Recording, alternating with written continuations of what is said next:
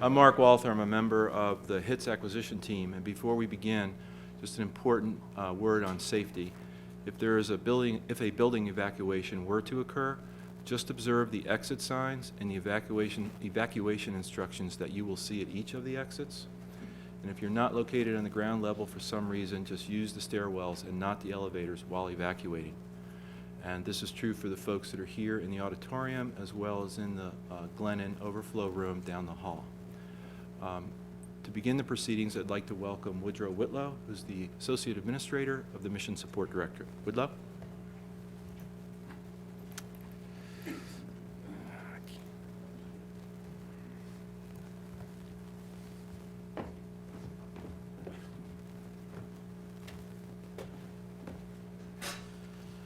Thanks, Mark, and good morning, everyone here in the overflow room. On behalf of the NASA Administrator, Charles Bolden, and our Deputy Administrator, Lori Garber, I'm pleased to welcome you to NASA headquarters and to this Industry Day event for the Headquarters Information Technology Support Services contract. This contract will be directed by the Headquarters Information Technology and Communications Division, and we use it as a vehicle to provide integrated IT, systems engineering and operations, and IT-related management support services to all the mission directorates and the mission support offices at NASA headquarters.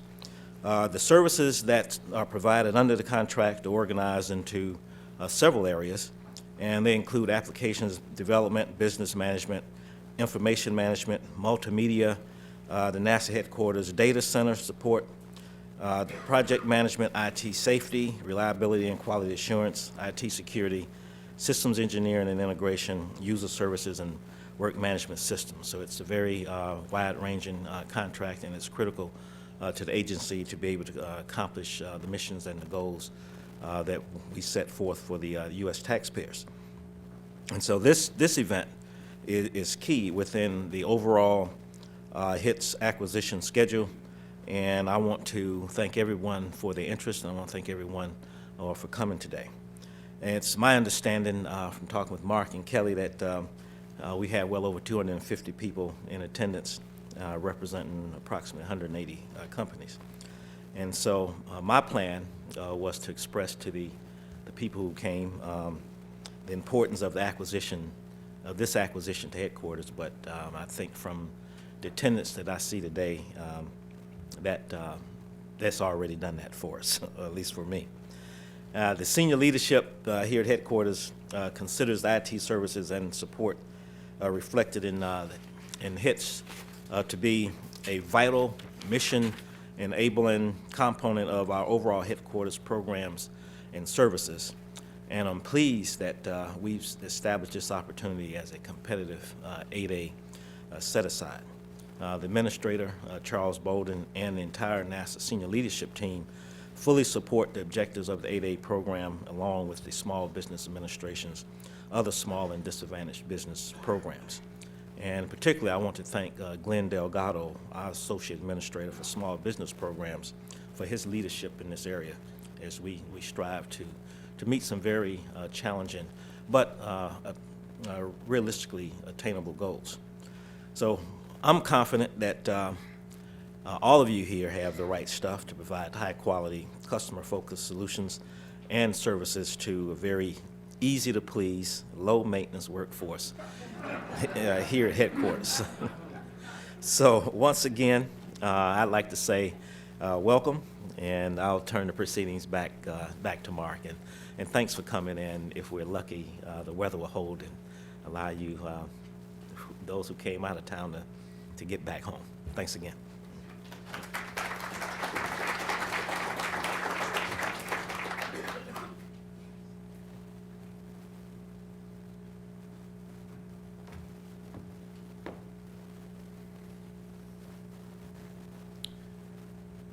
So want to make sure we share some general information with all of you before we get into the content of today's proceedings. Today we are recording the event, and it will be made available for viewing. I hope it doesn't get on YouTube, but just for your general information, and some of you are already aware of this, We have a restaurant, a convenience store, and a sandwich shop in the building. They're located at the far end from here, the east end of the building, on the ground level. Restrooms for lesser but still important emergencies are just outside the auditorium to the right as you exit. And for the folks in the Glennon overflow area, you will exit, turn left, go to the wall, turn right, go to the wall, turn left, and it's on the left. And since we're IT folk, we're not asking you to turn off your cell phones. We would appreciate, though, if you'd put them on vibrate or silent. And further, we're providing wireless network credentials for you today. If you go to your wireless access point, you'll see NASA guest use only. That's the access point you want to use. Simply launch your browser and enter NASA HITSS, all caps, as both your user ID and password. This is particularly important, not to check on how your stocks are doing per se, but rather to try to continue with the spirit of being as green as we can in our acquisition effort here for HITSS by encouraging you to submit your questions that you may have today via the email address that you see on the screen, and will stay posted on the screen both here and in the Glennon area for the balance of the day. So it's hits-questions@headquarters.nasa.gov. And it is our preferred method. See if we can't move that guy. Can we move this guy? We can move this guy a bit. It is the preferred method. If, though, there is anyone who would prefer to use 3x5 cards, we can make those available to you as well. And we'll have folks going up and down the aisle here and to the Glennon room to do that on your behalf. Okay? All right.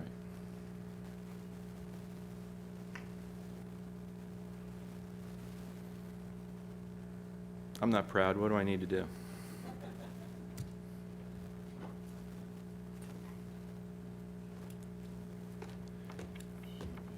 I guess I've revealed my Mac credentials with this move. Okay,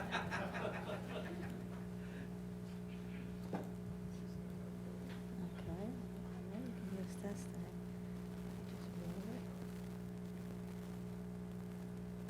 Okay. Why is this not working? Might be time to phone a friend. Yeah. Huh. Here comes help as we speak. We ought to just be able to use the down arrow. This isn't working either. Mm-mm. And this also not. One advance. Yes. It must have froze when it went into the Well, sharing of the desktop. what's that? You don't want to get rid of No. that.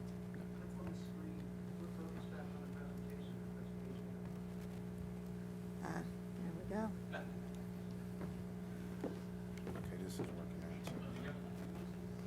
Thank you, whoever that was. It's probably best that we don't know.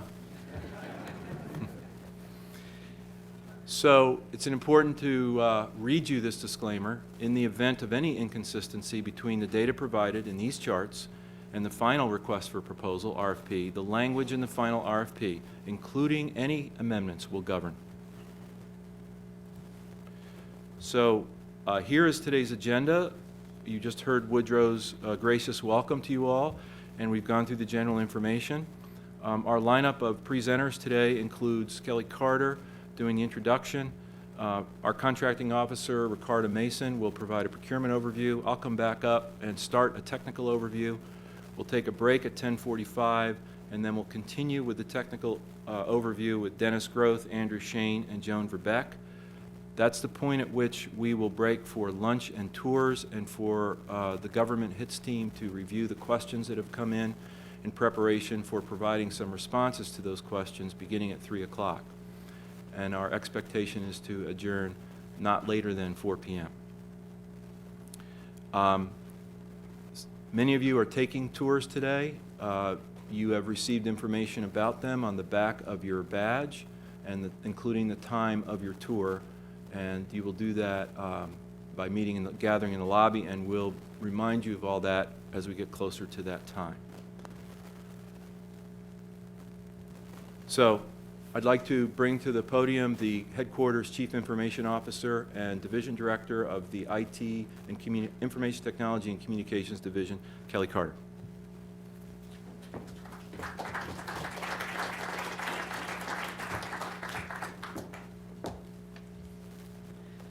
Hello, everyone. On behalf of the HITSS acquisition team and my whole division, the IT and Communications Division, I would like to welcome everybody once again for coming to this event today. I'd specifically like to give regrets for Victor Thompson, my deputy CIO, who is not able to be here today. He's actually down in Charlottesville at a month-long executive development program. So I'm sure he'd rather be here today, but that's why he's not here. A lot of you have met him as you've come and talked to us. I'm really, really grateful that the weather cooperated with this today. You wouldn't believe all the different contingency plans that we had set up yesterday for today, including canceling the tour. We didn't want to do that.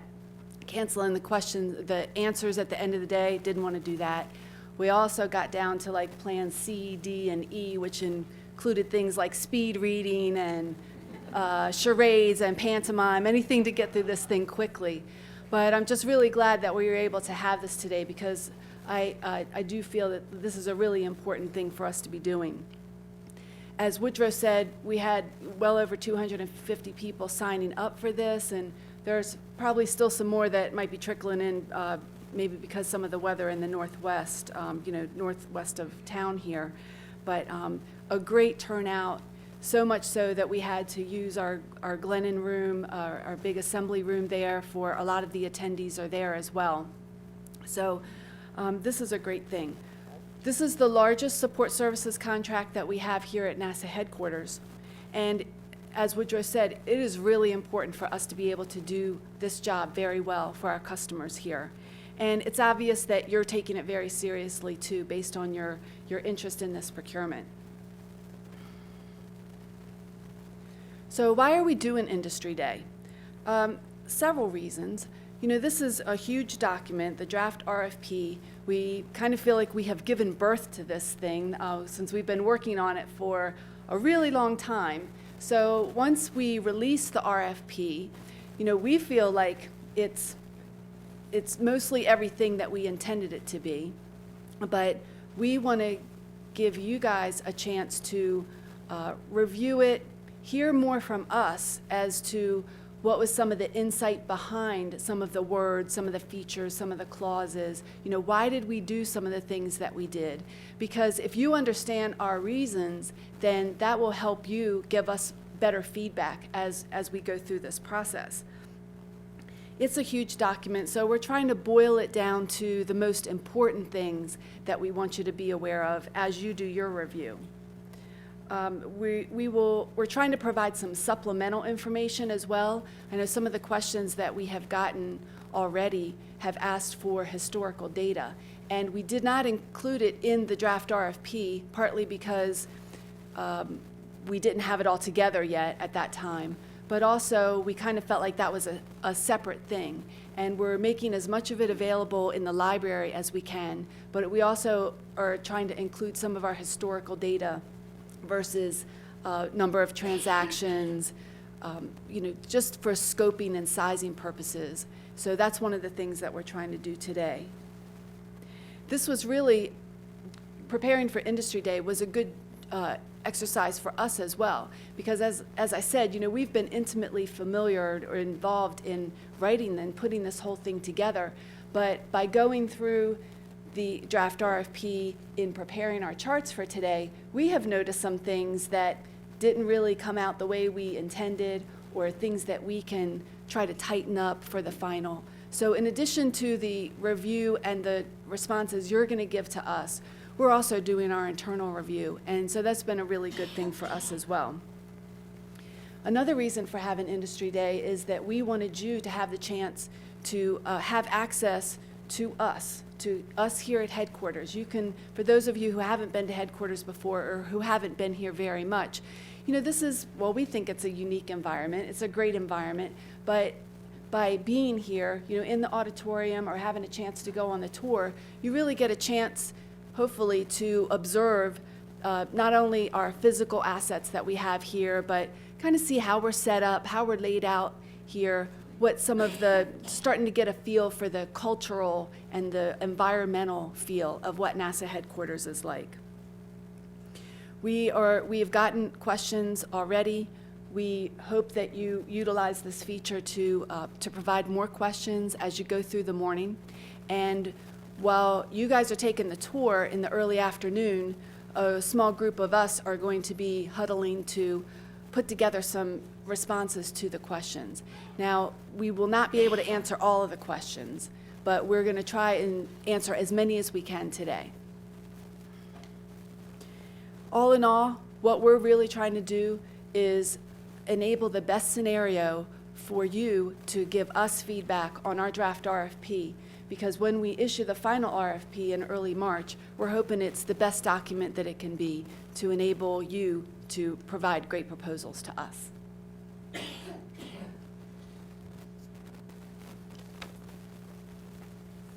Before we talk about what our requirements are for this contract, we really need to start from the beginning. Why are we here? What is the purpose of NASA? And so I've put up here the NASA vision and the NASA mission because they really set the stage for the work that is provided under the HITSS contract. So our job in ITCD, and along with our contractors, our partners, is to enable the mission of NASA headquarters and NASA as a whole by providing really seamless services and great customer services.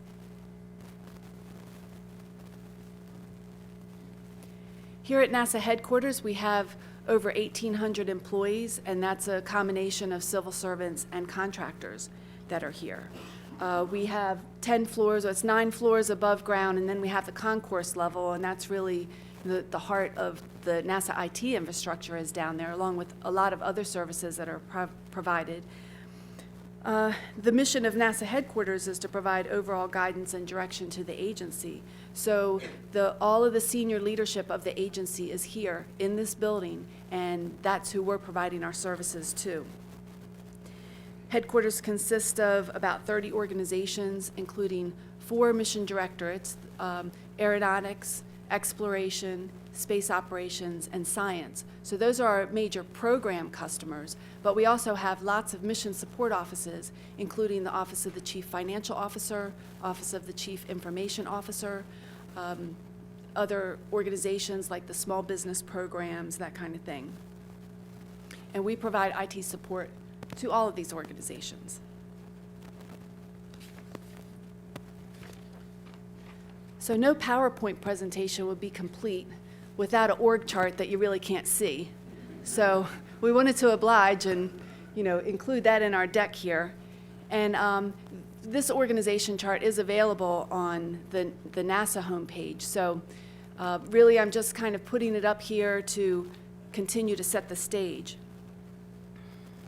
All of the organizations here are our customers, except for the 10 NASA centers that are on the right. I mean, we interface with them all the time, and our HITSS contractor interfaces with their counterparts at the other NASA centers. But in terms of providing direct support, direct IT support, it's everybody except the centers on this org chart. And our goal is for our services to be as seamless as possible.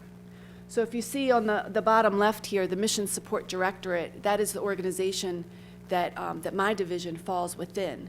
So Woodrow is the Associate Administrator for Mission Support, and within his organization, there's several different mission support offices, including Human Capital, Strategic Infrastructure, and Headquarters Operations. So Chris Jedry is the Executive Director for Headquarters Operations, and so it's under his organization that ITCD resides. So I put a little arrow there showing headquarters operations just to give you an idea of where we fit in the entire organization. And then we drilled it down to the org chart for my division. And here in ITCD, well, actually, before I say that, within headquarters operations, there's 6 divisions. And then we also get we get additional support from Goddard Space Flight Center for procurement, financial, and logistics support.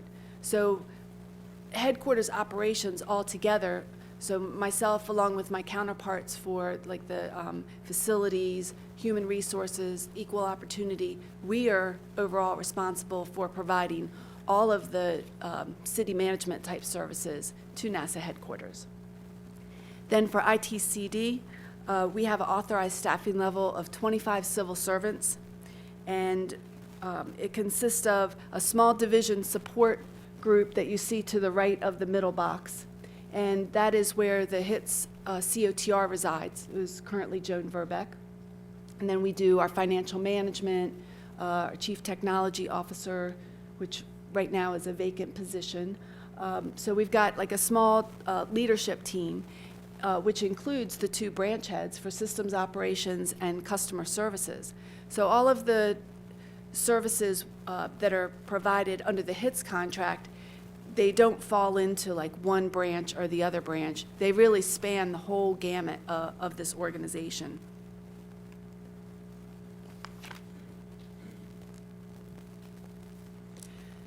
So the goals of the HITSS contract include the contractor is helping us as the ITCD to provide quality IT services that enable the mission of the headquarters customers. So that's pretty clear cut. With increased pressures externally and internally to drive our costs down, we are ever vigilant about trying to streamline as much as we can, increase the efficiencies, provide cost savings, but to do it in a way that doesn't make the customer feel like they're losing anything. Actually, the goal is for the customer to gain productivity, gain efficiency, but in the background, we're doing things so well that we are able to drive our costs down. We've got a lot of pressures right now. We don't even have a budget for FY11 yet. We've been operating under a continuing resolution since the beginning of this fiscal year, and we don't even know what our final number is going to be for FY11. But all indications are that it's not going to be pretty.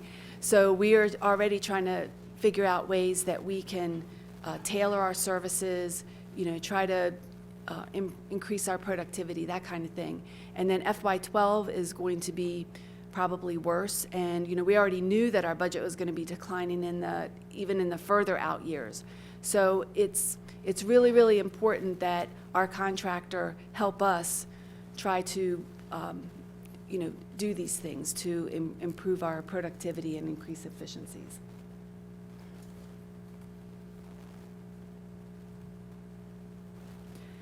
In addition to my organization's alignment with headquarters operations to provide the seamless services to headquarters, we are also very closely aligned with the Office of the Chief Information Officer. And so the Office of the CIO, what I mean is the agency level. So Linda Curitin is the NASA CIO.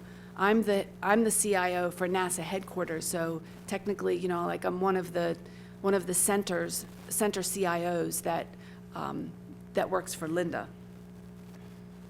We are aligned with them in many different ways.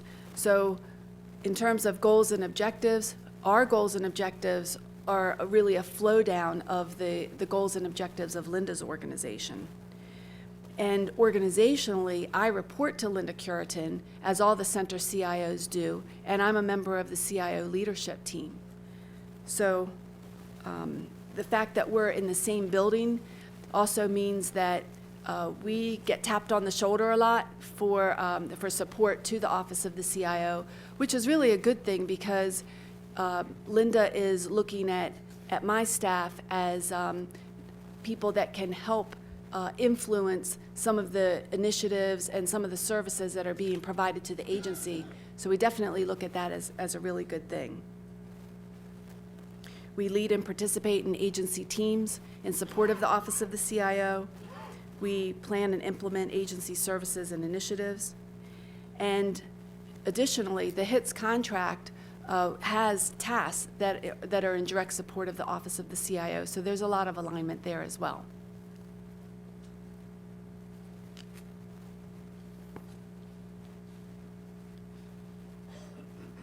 There's another way that we're connected to the Office of the CIO as well, because we are a participant in helping to roll out the I3P program, which is the IT Infrastructure Improvement Program for all of NASA. So the goals of the I3P program include improving efficiency by consolidating IT infrastructure and management. Another goal is to integrate the agency's people, processes, and technology, and to enable collaboration while strengthening security. So a key component of the agency's I3P program is the rolling out of 5 new contracts that will be agency-wide contracts. And of the 5 contracts that you see here, we are most impacted or have the closest link to the ACES contract, the HITSS contract, and eventually NEDC. So most of you know this, the NEDC is, it's on hold right now while the agency is finalizing its strategy. So there's no, in terms of our solicitation, we have assumed business as usual in terms of data center services. We have not planned in or put any requirements in our solicitation for any future consolidation at an agency level, because that is really TBD right now. But back up to the top of the list, for ACES, which is the Consolidated End User Services, which is the follow-on to the Odin contract, right now we have, every center has their own Odin delivery order, as we do. When the ACES contract comes on board, we will be a user of that contract, of course. We won't have our own delivery order, but I'm expecting there will probably be some physical presence here, and we will consider the ACES representation at headquarters to be just as close of a partner with us as the Odin contractor is now. And there will be a lot of opportunities and requirements for collaboration between the ACES contractor and the HITSS contractor here at NASA headquarters.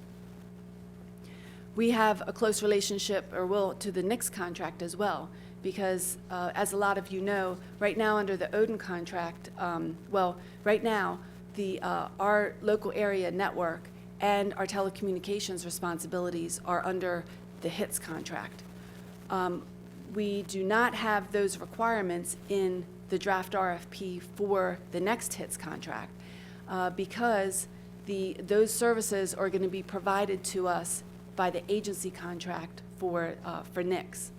And so we've tried to make this clear, all along as people have come in and talked to us, but I just want to make sure that everybody does understand that. So if you're looking at what's going on in the current contract and you're trying to map it to the requirements we have in the future, just be aware that it's intentional that LAN and telecom are not in our requirements for the next contract. The West and East contracts are both, the top 4 contracts actually will be awarded probably will start work in this year, in 2011.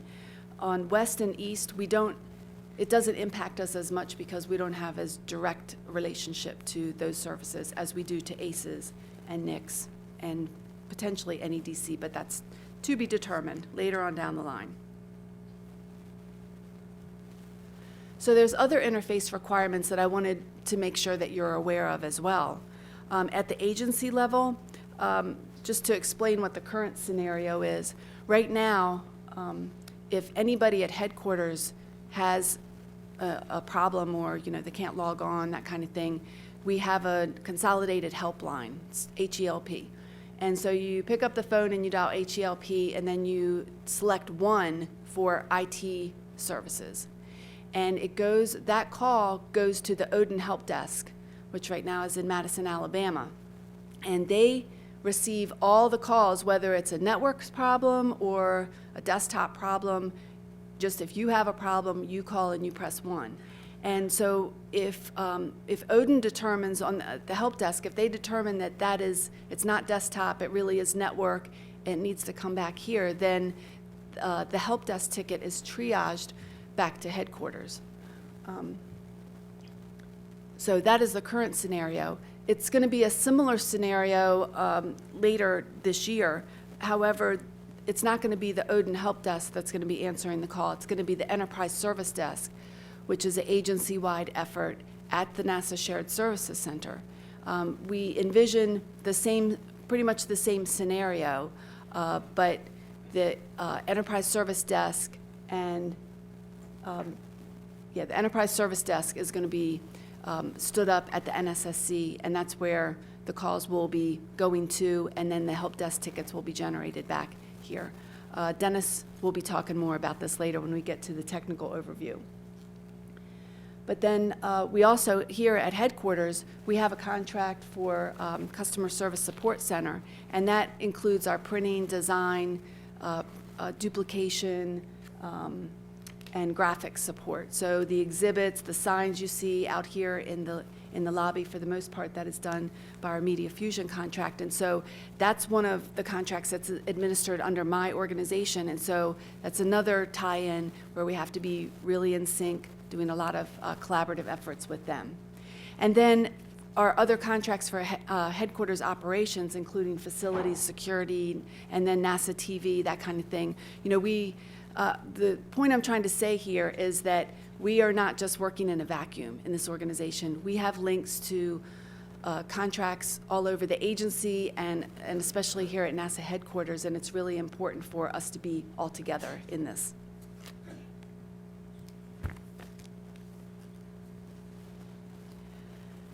So anytime you have a new contract or you're coming to the end of your current contract, it's time to plan for the next one. It presents an opportunity for the government to relook at our requirements and figure out what we're going to do. We don't look at it really just as an opportunity, though. We really feel like it is our responsibility to take a really fresh look at what's going on in the external world that might be driving some of the changes that we want to make. So our approach to this whole thing was to build a performance work statement that defines our requirements for IT services at headquarters. Given the state of technology today, so much happens in 5 years. So many things have changed. We've got new presidential administration. They have their own priorities and directions that flows down to NASA headquarters. We've got just a lot of things that are taken into account that we need to make sure that they are reflected in the government's requirements as we go forward. So we couldn't just take last time's statement of work and dust it off, redline it, and just put it back out there. I don't feel like that would have been a responsible thing to do. So what we did was we pretty much started at the beginning, and we did market research. We determined whether this is appropriate for an 8A set-aside or any kind of set-aside. And so the decision was made to go with the 8A set-aside. And, there's been a lot of conversation about that, and I've had a lot of people knocking on my door, even before the decision was made and after the decision was made. And I can tell you, I've talked to a lot of you in person, over the phone. We've had several meetings and that kind of thing. So any concerns that might have been expressed by anybody about making this an 8A prime competitive contract have been totally dispelled. I cannot tell you how impressed I have been with the level of interest, capability, all of the qualifications, the efforts that you all have made at teaming already have been really, really impressive. And I am more confident than ever that this is the right way to go for this procurement here at headquarters.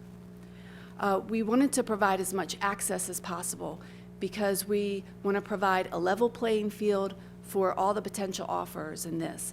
And as you'll notice, we've done a lot of incremental releasing of information, and we've tried to release our information as soon as we were able to. So when we made the decision about the 8A set-aside, and once we got approval from our leadership, we went ahead and put that out there first. And as we've known anything about the schedule, we've been trying to put that out there first, because we know that you guys are waiting for information from us, and so we've been trying to be as open as possible about that.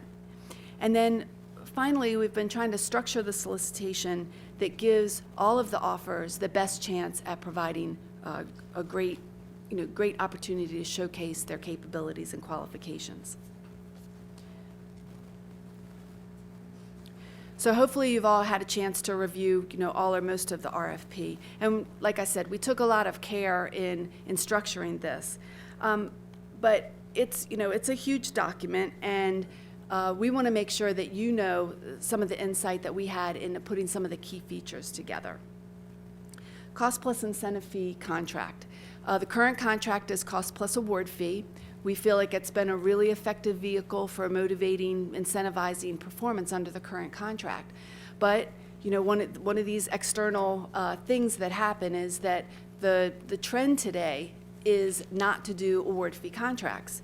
And so we really had to look at all of the options available to us. We felt it was still important to try to put some kind of incentive feature into a contract, but we were trying to stay away from award fee because that just isn't really popular right now.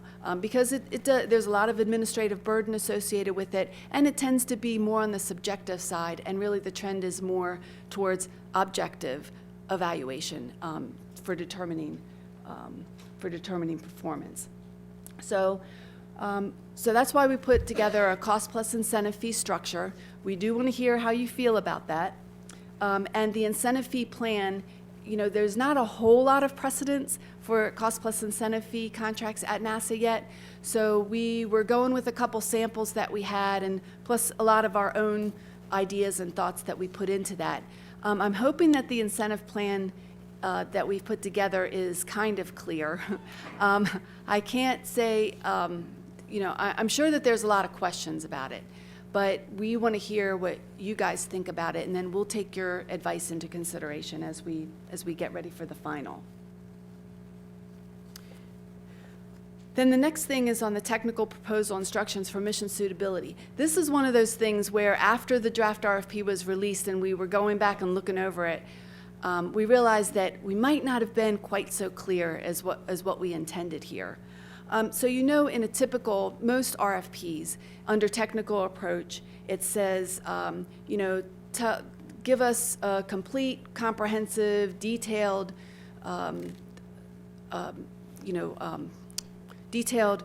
about your technical approach to this effort, and make sure that you demonstrate that you have the capability to do all of this stuff. And we've got a really large, we've got an 84-page performance work statement, and to make you have to address every single sentence or every single paragraph that we have in the performance work statement, we were like, oh my gosh, this is going to take forever. Take forever for us to evaluate, take forever for you guys to put it together. So, we are going with the basic assumption that you're all IT firms. You wouldn't be here if you didn't, have some experience in IT support contracts. So we are going on a basic level of assumption that you know what you're doing, and we've got we have some special areas of emphasis that we really want to hear. Because if you write something about every single sentence that we have in the PWS, it might lose something in the areas that we really care about. So we asked for, there were 9 areas in the technical approach and 10 areas in the management approach that we are asking for your approach for.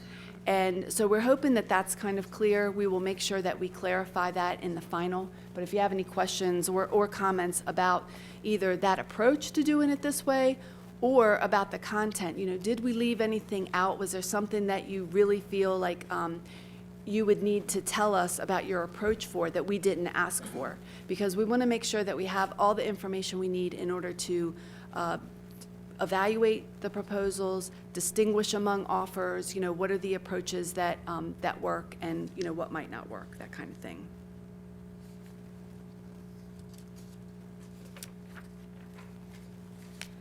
Another thing that we thought was really important was doing a combination of written and oral proposals. So when you're thinking about technical approach, that really is something that we felt needs to be written down, because we want to be able to see it in print. We want to be able to evaluate your technical approach to things. So the areas of emphasis that we put on the technical approach side, we really felt like it was important for that to be written. For management approach, a lot of times that's very philosophically oriented. And yes, there's written things there. We want to see the org chart. We want to see, what your approach is to, to your subcontractors, that kind of thing. But we were trying to come up with some ways that would be a little bit more creative, give the evaluation team a little bit more insight. And so that's why we chose oral proposals for the management approach. We feel like it will help to streamline. Maybe you guys will think that it's more work for you, but we thought that it would be a great opportunity for you to be able to showcase the team members that you have, the team organizations that you have, and be able to come in and give us a stand-up presentation after the delivery of your written proposals. We'll schedule the oral proposal, and you come in and give us your management approach that way. So we're looking for some feedback in that area as well. On page limitations, we took a stab at it. We said, 50 pages, including the responses to the RTOs, but we want to hear your feedback on that as well. If you think that you'll be able to put together a good, comprehensive written proposal within those page limitations.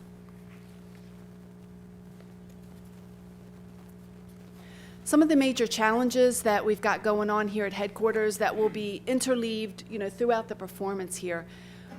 One of the major things is the headquarters building renovation. So we lease this building, and our lease is going to be up in about 1.5 years. And GSA went through a competition, and it turns out that we will be staying in this building. Yay, good news. But there's bad news with that. In order to bring this building up to code, because it's been so long, there's going to be a major renovation going on in this building. And what it's going to involve is clearing out one whole floor of NASA headquarters. Within the next few months, this activity is going to start, and it's going to take the next 2 to 3 years, where they're going to clear out a whole floor, move them off-site. They're going to totally rehab that floor. And it includes, doing things like duct work and, bringing things up to code, but we're also going to be doing a greening project where we're going to be moving there's not going to be any offices that are along the windows anymore. Everything's going to be brought into the center. It's all kinds of things that they've got involved. So that's why it's going to be a really major project. But so once they rehab that one floor, then they're going to move people from another floor onto that floor. And then they're going to rehab that floor. So it's going to take a really long time for them to do all 9 floors plus the concourse level. And the HITSS contractor is going to have to help support that, because we've got people moving off-site. We've got people who are going to be moving probably several times here at headquarters. So that's going to be a really big deal. There's information about that on the website. So, and we'll provide more as needed. I3P, contract implementation and integration, I already touched on this before, but I see that as being a big deal because the I3P contracts are going to start this year. This contract's going to start this year. It could be the perfect storm, but I'm thinking it's the perfect opportunity for us to, move forward into the future. Let's try to do things as seamlessly and integrated as possible. The HITSS contract transition itself is going to be a big deal because it's a very large contract. It touches many areas, but I think with a good plan on the government side and on the contractor side that we'll be able to overcome, any problems that we have. The budget constraints, I already said that, it's kind of a cloud hanging over our head. We just have to be leaner, greener, and meaner. And maintaining excellent customer service. That's not hard to do, right?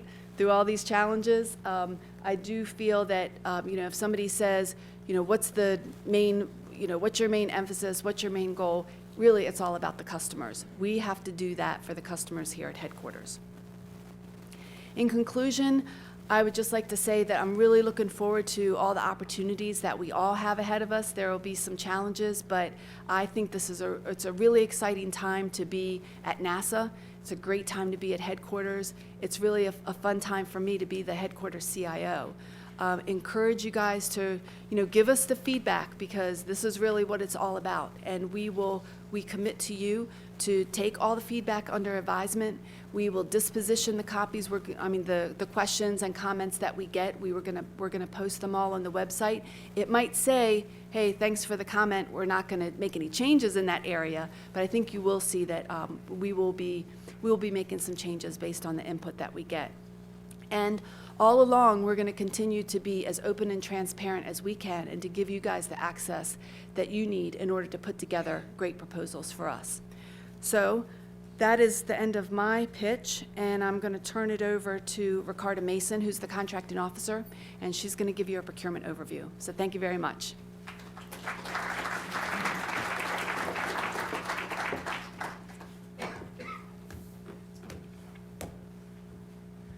Hello, as Kelly said, I am the contracting officer for the headquarters procurement office on this requirement, and I will be giving a procurement overview. And to begin, I want to discuss some activities to date. And the request for information was posted on May 7th of 2010. The synopsis was posted October 8th, and since 5 amendments have been posted. The Bidders Library was established on January 14th of this year, and the HITSS draft RFP was also posted on the 14th. Industry Day is currently being held today, January 21st, and the HITSS draft RFP comments are due on January 28th. And it is a discrepancy in the draft document that the comments are due on the 26th, but they're actually due on the 28th. The anticipated schedule for this procurement begins with the final RFP release, or scheduled for early March. Proposals to be due 30 days after the final RFP release. Selection, October 4th. Award, October 25th. The phase-in period to begin November 1st, ending November 30th. And the start of the HITSS technical performance to begin December 1st. Some websites that we just want to bring to you all's attention to receive all documents related to the HITSS procurement. You can look on the NAE's headquarters business opportunity page. We have the draft RFP number listed for you. The HITSS Bidders Library website is up. Industry charts and questions and answers will be posted on the NAE's headquarters business opportunity page. And offers are responsible for checking the NAE's page periodically for updates. And although, as Kelly said, a lot of questions we'll receive today, some of them we may not be able to answer. We will post the answers to the questions on the NAE's page. Some history on the current contract. It's with Endyne Incorporation. The contract number, this was a full and open procurement, and the current contract is a cost plus award fee, indefinite delivery, indefinite quantity, that expires May 31st of this year. Contract extension is currently in the process to allot for time to issue a new contract. There will be a 30-day phase-in period via a separate contracting vehicle. And this is an 8-day set-aside with the NAE's code of 541512. The period of performance consists of a 1-year base period with 4 one-year options. And the type of contract will be a cost plus incentive fee core requirement. And the core requirements are identified in section 2.0 through 8.0 of the performance work statement. There will also be a piece where we will have the ability to issue IDIQ cost plus incentive fee or cost plus fixed fee task orders. And this section is identified in 9.0 of the PWS. And the task order type will be determined by the ordering office. Some applicable contract clauses that we wanted to bring to you all's attention are clause B3, which is the minimum and maximum amount of supplies or services. And this clause in particular just deals with the IDIQ portion of the contract. Clause B7 deals with the cost plus fixed fee task only. Clause B8 deals with the core requirement only. Clause B9 deals with the cost plus incentive fee task only. And B11 deals with the performance incentives. And this clause incorporates attachment A, which is the incentive fee plan. And the incentive fee plan actually addresses the technical performance incentives, which represent 70% of the incentive fee pool, as well as the cost performance incentives, which represent 30%. Evaluation will be conducted in accordance with FAR 15.3 and NASA FAR Supplement 1815.3 entitled Source Selection Procedures. Our evaluation factors consist of the mission suitability, cost, and past performance. Award on initial offers is anticipated, but the government does reserve the right to hold discussions if deemed necessary. The relative order of importance for evaluation factors consist of the cost factor is significantly less important than the combined importance of mission suit and past performance. As individual factors, the cost factor is less important than mission suit, but more important than past performance. So when you think of order of importance, we have the mission suit first, cost, and then past performance. The two sub-factors under the mission suitability factor are technical approach, which is sub-factor A, which we have allotted 600 points. Sub-factor B, management approach, which we have allotted 400 points, which gives a total of 1,000 points for offers to receive under this factor, under mission suitability. The mission suitability factor, more information in detail on that factor is found in section L, but some written documents that we would like offers to submit consist of the technical approach, including the RTOs, to be limited to 50 pages, but of course you can provide feedback on whether that's reasonable. The cover page, total compensation plan, phase-in plan, safety and health plan, these are all excluded from our page limitations, as well as the deviations or exceptions. The oral presentations consist of sub-factor B only, the management approach, which we have limited to 3 hours, and as well as the presentation charts, which are limited to 30 pages. We do anticipate that the oral presentations will be scheduled 21 days after proposals are due, and the order of offers to present will be randomly selected. Oral presentation charts shall be submitted in advance by the proposal due date, and we're requesting 25 copies and binders to be submitted for the charts. The cost proposal will be assessed to determine reasonableness and cost realism, and the cost evaluation will include the offer's proposed cost for the core requirement, the offer's proposed cost for RTOs, the offer's proposed IDIQ rates, and these rates shall be identical to those that are proposed in the RTOs. Firm fixed price phase-in, and this proposed phase-in price will be evaluated for reasonableness, and as I said before, this will be a separate contracting vehicle. The total firm fixed price phase-in cost and the proposed and probable core costs will be presented to the selection authority. And it should be noted that the same level of cost or pricing detail requested for a prime must be provided to all significant subcontractors that are expected to exceed 10% of the estimated core contract value, or 10 million, whichever is less, or 10% of the proposed representative task order estimate, or 10 million, whichever is less.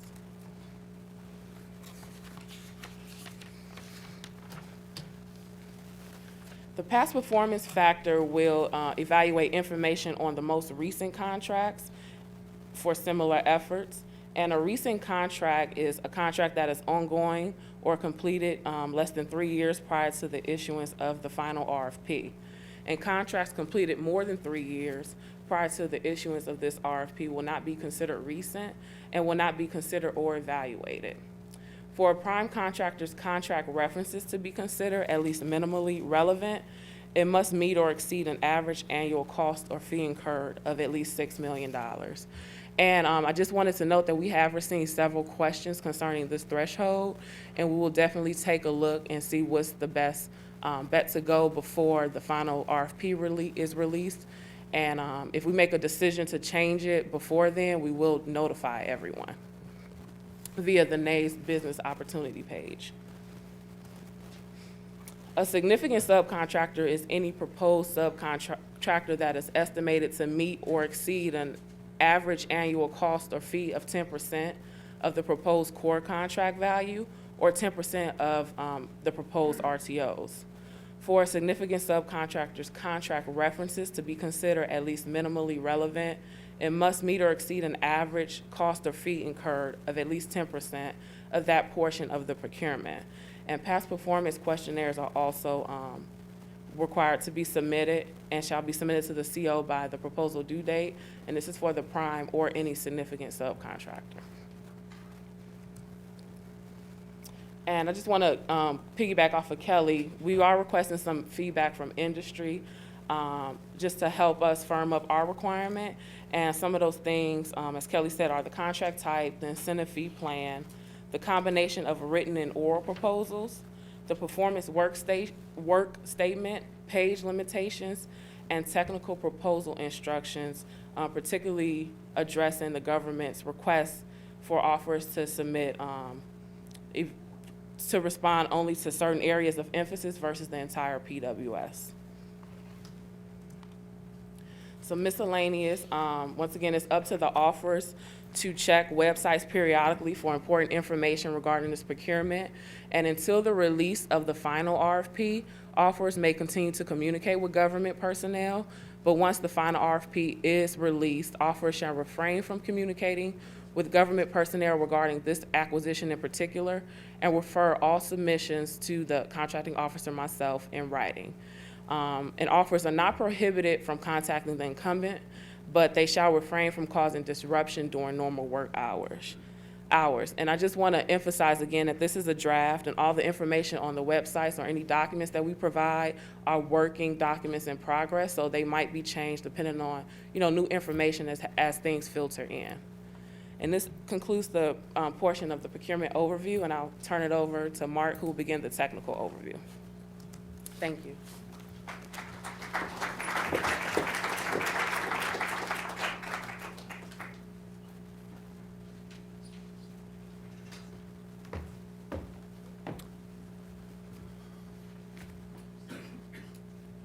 Thank you, Ricardo. So like so many of us in the IT field, I'm addicted to the mouse. So I'm going to try this one more time. Get this somewhere where it's less offensive, yet functional. That might do it. Okay. So let's begin the technical overview, starting with a quick overview of the performance work statement. We do consider it a comprehensive set of requirements that well reflects the service needs and the planning needs of NASA headquarters, spanning program management, program-wide services, and I'll speak more on most of these later. Customer relationship management, or CRM, which certainly is a point of emphasis and perhaps is one of the distinguishing characteristics between IT services of the latter half of the 20th century and the points of emphasis today in the 21st century, where you see CRM more and more being a really key component. And as Woodrow said earlier, given the low maintenance needs of the workforce here at NASA headquarters, maybe that won't be as important. I'm just kidding. Certainly application development, our suite of applications that we manage out of our headquarters data center, and the information management aspects associated with that. Of course, our data center that many of you are going to see this afternoon. Systems engineering and integration, very important, and within which you'll find our emphasis on innovation, which is a new thrust really at the NASA level from the Office of the CIO, Linda Curitan's organization. Of course, information technology security needs to be a bedrock of any IT services contract. And then that sort of takes you through really what represents the core component, as was noted earlier, and then there's an IDIQ component for other support tasks that we're calling non-core. So in program management, the objective here is to ensure successful implementation and management of all the contract features. Certainly timely and quality products and services, the technical expertise that's fundamental to the success of the HITSS contract, management and leadership from the program management team on through your key personnel, productive communications, both down and in with your own workforce that'll be here on the ground in the building or near site or wherever, but also externally out to the customer community, both the stakeholders in Kelly's organization, but also across the entire headquarters organization. Relationship management, as I already mentioned, certainly a point of emphasis on team building. To the extent that we're contractually able to do so, we seek a badgeless integrated government industry team. And corporate institutional support, the ability of the successful offerer to have reach back to resources either at their specific corporate organization or through the team that is created both for staffing and financial resources as required. Regarding contract transition, of course there will be a contractual 30-day phase-in, as is typical of any rollover of a support service contract. And that's reflected in the draft RFP and will be reflected in the final contract. I believe it was a firm fixed price 30-day transition that's established. But then we will also look to a 90-day transition effort where the successful offerer will bear responsibility to ensure an overarching successful startup to the new HITSS service vehicle that will include transition planning, schedules, readiness reviews, updating and signing off as appropriate all the relevant memorandums of understanding, service level agreements, and task orders. And the objective of that transition is, that our overall transition is successful at a program-wide, or if you will, headquarters enterprise-wide level. There are no interruptions to service delivery. There's regular communications with customers and stakeholders so that we maintain and achieve a high degree of customer satisfaction. On-demand is a capability, a singular capability that we do not have today, that we seek to establish in the new HITSS contract. We've already aggregated a few of our IT systems to give us insight to our overall IT assets, but on-demand represents an opportunity to do the same thing for project schedules, task orders, staffing, deliverables, and similar business functions. We hope by merging the two together that we'll have a really vibrant ability to manage our work through a single authoritative source. Program management, reports, and reviews, they're a component of on-demand in terms of accessibility, but they're also a separate aspect, process, requirement associated with program management. We have and will continue to hold periodic reports and reviews, including daily tag-ups, our weekly configuration control board, our customer service project reviews, monthly program and monthly contract status meetings. And in those reports and reviews, many or all of which that exist today, the contractor bears the responsibility for executing the logistics associated with those activities.